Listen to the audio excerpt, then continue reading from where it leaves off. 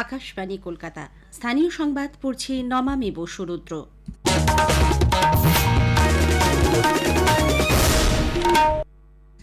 RG Kar medical college হাসপাতালে আর্থিক দুর্নীতির ঘটনায় সিবিআই আজ রাজ্য স্বাস্থ্য দপ্তরের কাছ থেকে বিভিন্ন মেডিকেল কলেজ ও হাসপাতালে বায়োমেডিকেল বর্জ্য বা বিএমডব্লিউ সংক্রান্ত নথি চেয়ে পাঠিয়েছে।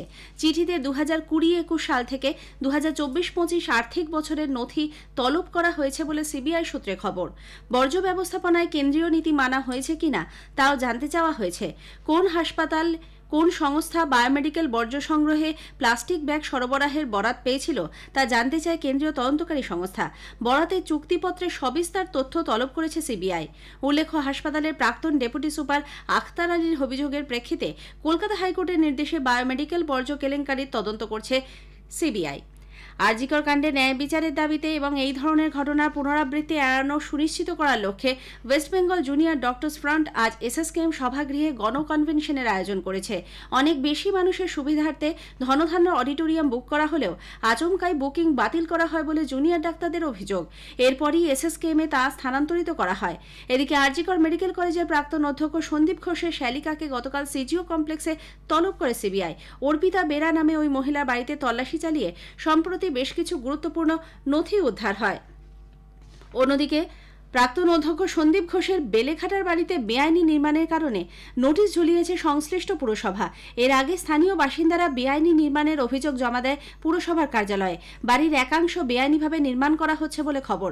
চলতি মাসের 30 তারিখে পুরসভার ইঞ্জিনিয়ার ও কর্মীরা পর্যবেক্ষণে যাবেন বলে জানা গেছে।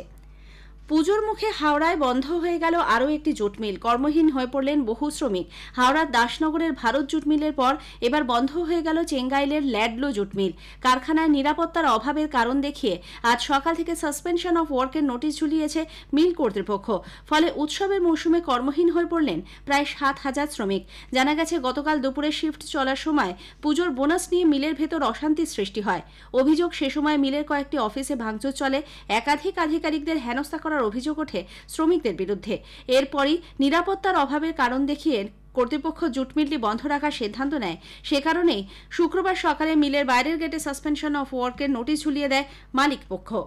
এদিকে ভারত জুট মিল বন্ধের নোটিশের বিরুদ্ধে শ্রমিক সংগঠন আইএনটিইউসি সরব হয়েছে।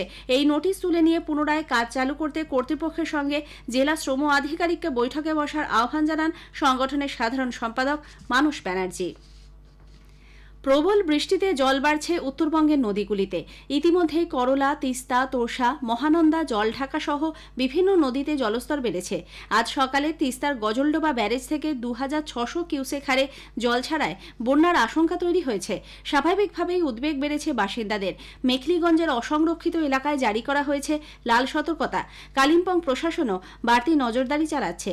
ধস নেমেছে দার্জিলিংয়ের সিংমারি সহ বেশ কয়েকটি জায়গায়। বিপজ্জনক হয়ে উঠেছে 10 নম্বর জাতীয় সড়ক। আজ সকালে দার্জিলিংয়ের মিরিক, ঘুম, সুকিয়াপোখরি সহ অন্যান্য বেশ কয়েকটি এলাকায় ধস নামে। ক্ষতিগ্রস্ত কয়েকটি বাড়ি। সিংথাম রংপুর রোডে 20 মাইলে পাহাড় থেকে বোল্ডার নেমে আসায় রাস্তা বন্ধ করে দিতে হয়েছে। গতকাল ধস নামে মেল্লি বাজারের কাছে 10 নম্বর জাতীয় সড়কে। এর ফলে শিলিগুড়ি গ্যাংটকের মধ্যে সংযোগকারী রাস্তায় যানজটের সৃষ্টি হয়। আবহাওয়া দপ্তরের পূর্বাভাস অনুযায়ী উত্তরবঙ্গে বৃষ্টি এখন চলবে। ফলে স্বাভাবিকভাবেই প্রশাসনের চিন্তা বাড়ছে। এদিকে নিম্নচাপ সরে গেলেও ঘূর্ণাবর্ত এবং অক্ষরেখার প্রভাবে বঙ্গোপসাগর থেকে প্রচুর জলীয় বাষ্প বায়ুমণ্ডলে প্রবেশ করায় রাজ্যের প্রায় সব জায়গাতেই বৃষ্টি হচ্ছে। উত্তরবঙ্গে 4 জেলা দার্জিলিং, জলপাইগুড়ি, কালিম্পং ও আলিপুরদুয়ারে আজ ভারী থেকে অতি ভারী বৃষ্টির কমলা সতর্কতা জারি থাকছে। কোচবিহারেও 2-1 জায়গায় ভারী বৃষ্টির সম্ভাবনা। কলকাতাও তার আশপাশ এলাকায় 2-1 পশলা বৃষ্টি অথবা বজ্রবিদ্যুৎ সহ বৃষ্টি হতে পারে। আজ সকাল 6:30 পর্যন্ত 24 ঘন্টায় শহরে বৃষ্টি হয়েছে 38.6 মিলিমিটার।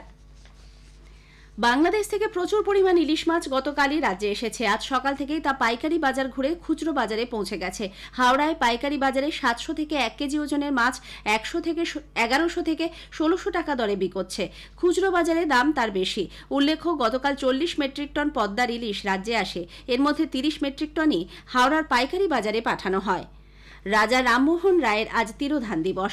নানা অনুষ্ঠানের মধ্যে দিয়ে বাংলার নবজাগরণের পথিকৃৎ সমাজ সংস্কারক রাজা রামমোহন রায়ের 191তম প্রয়াণ দিবসে তাঁকে স্মরণ করা হচ্ছে।